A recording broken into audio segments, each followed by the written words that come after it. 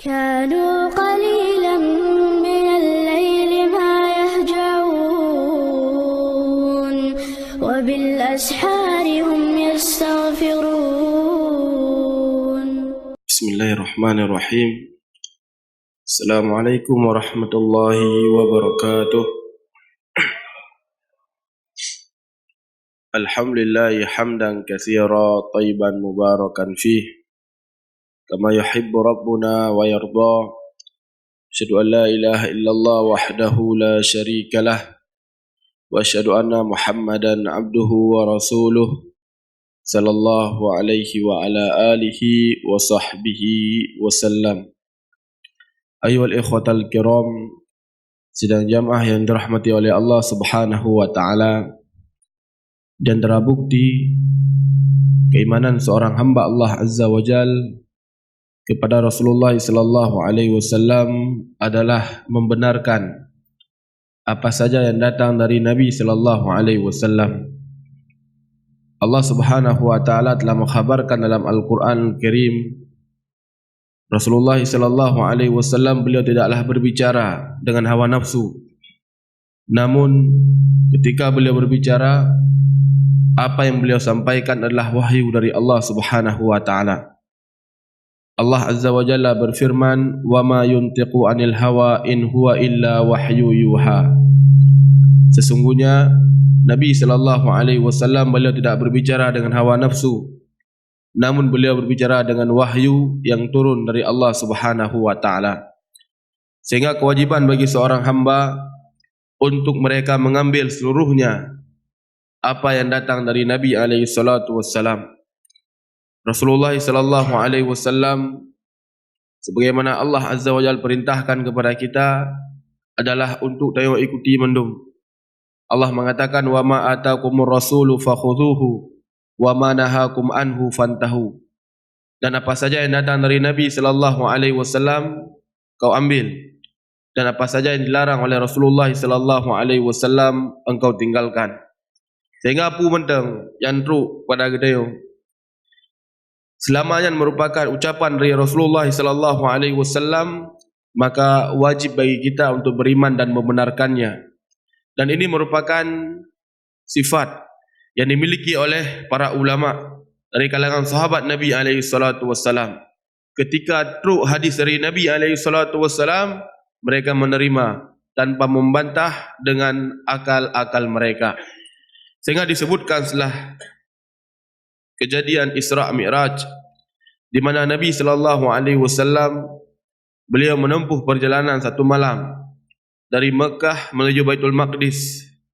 Sehingga huroji yang terjadi pembicaraan di Mekah, karena secara akal itu tidak mungkin jika dilalui dengan perjalanan darat antara Baitul Maqdis dengan Mekah itu selama 2 bulan. Namun Nabi sallallahu alaihi wasallam beliau mengkhabarkan telah melaksanakan perjalanan tersebut dalam waktu malam. Sehingga sebagian manusia yang mereka tadinya beriman kepada Allah Azza wa Jal, mereka murtad. Maka datang kaum musyrikin kepada salah seorang sahabat, yaitu Abu Bakar As-Siddiq radhiyallahu an, tujuan wajib untuk digoyang daripada iman Abu Bakar dengan dikhabarkan hal tersebut.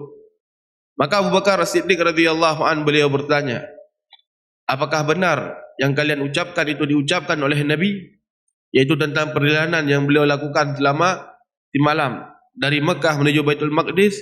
Kata kaum musyrikin, "Ya." Kemudian dia oleh kaum musyrikin, "Apakah engkau beriman?" Maka dikatakan oleh Abu Bakar As-Siddiq radhiyallahu an, "Sungguh jika itu datang dari Nabi sallallahu alaihi wasallam, beliau yang mengucapkan, saya beriman, dikarenakan beliau adalah orang yang jujur." Maka kaum musyrikin pun mengatakan, "Pun petih malangi perkara." Maka kata Abu Bakar As-Siddiq, "Sungguh aku telah mempercayai perkara yang lebih besar, yaitu wahyu yang Allah Azza wa Jalla turunkan kepada beliau di pagi hari dan di sore hari." Nyo sikap sira urang yang beriman kepada Allah Subhanahu wa taala. Ketika truk pumentang yang datang dari Nabi alaihi salatu wassalam, mereka beriman, tidak menolak dengan akal-akal mereka. Kemudian juga diriwayatkan ketika salah seorang sahabat Nabi yang bernama Ukashah ibnu Mihsan, beliau datang ke hadapan Nabi alaihi salatu wassalam dalam keadaan piding kabeh patah waktu terjadi perang Uhud ataukah perang Badar. patah piding. Beliau mendatangi Nabi sallallahu alaihi wasallam kemudian mengkhabarkan apa yang beliau alami. Rasulullah sallallahu alaihi wasallam beliau mengambil ranting, ranting ni.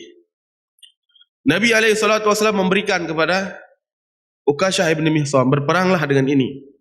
Maka Uqashah ibn Mihsan kemudian beliau mengambil ranting tersebut, kemudian beliau naik ke kudanya, kemudian beliau mengayunkan sehingga menjadi sebuah pedang yang sangat besar pada saat tersebut. Dan bandingkan ayu wali khotal kiram rahimani rahimakumullah, munyo tanyo mungkin bak masa yang kiban. Piding mentang patah. Namun beliau datang kepada Nabi alaihi salatu wasallam gejuk ranting. Makanya hanya orang yang beriman kepada Allah Azza wa Jal yang membenarkan apa yang diperintahkan oleh Nabi alaihi salatu wasallam. Makanya sungguh aneh sebagian manusia ketika mereka dengan percaya diri mengatakan apabila long udip masa Nabi mungkin long menjadi sahabat. Makanya belum tentu. Laginya keimanan getes oleh Allah Subhanahu wa taala. Mungkin saja menyodai udip masa Nabi tengok kokoh dalam unta Rasulullah sallallahu alaihi wasallam dikarenakan lemah daripada iman mereka.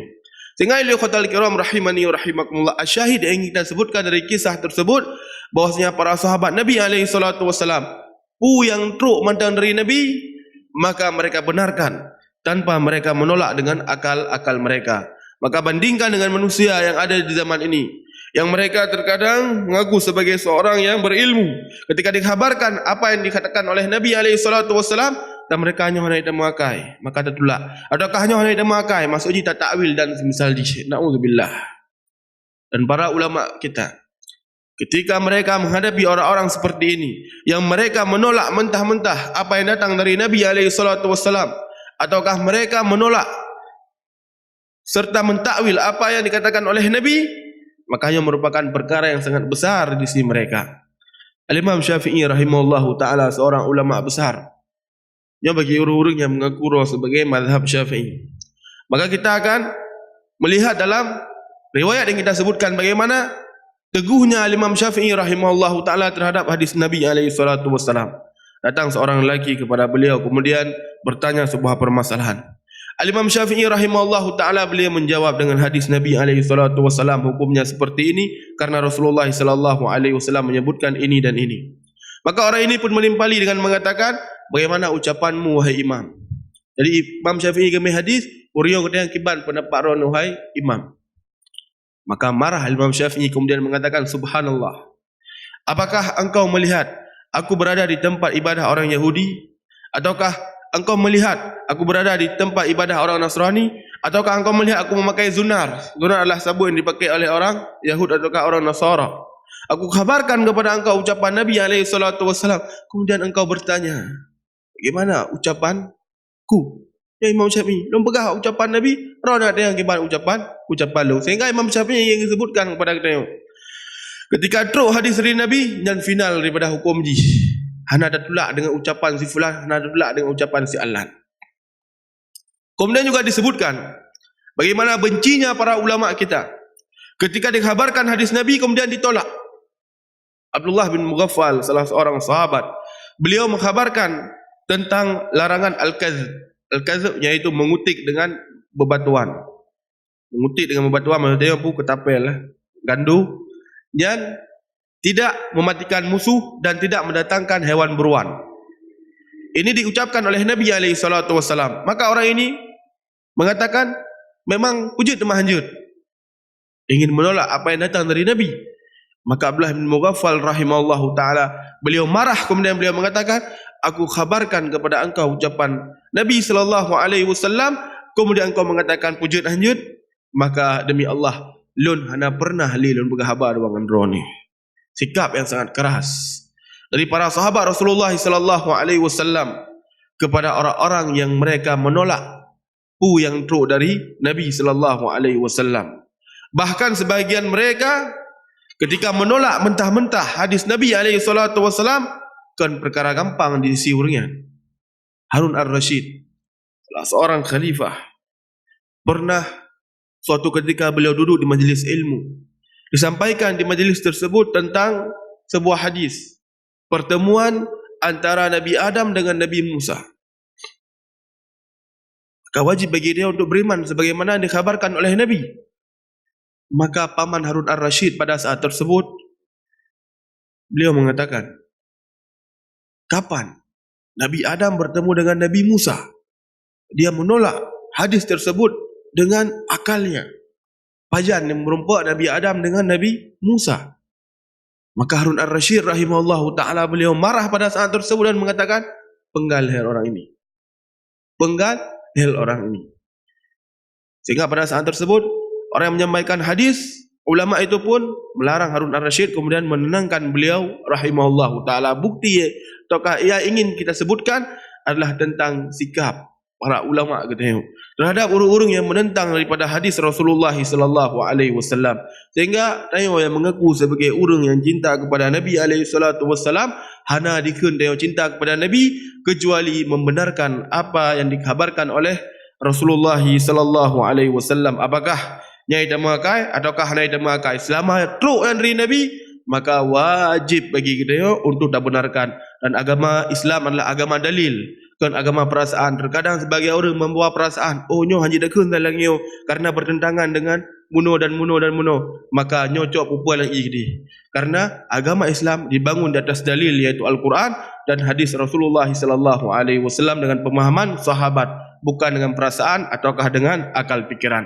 Semoga Allah Subhanahu wa taala menjadikan kita menjadi urung-urung yang cintai Nabi alaihi salatu wasallam, yaitu dengan membenarkan apa yang beliau khabarkan. Mungkin ada mentang yang disebutkan lebih dan kurang lekemah. Subhanakallahumma rabbana wa bihamdik, asyhadu an la ilaha illa anta astaghfiruka wa atubu ilaik. Assalamualaikum warahmatullahi wabarakatuh.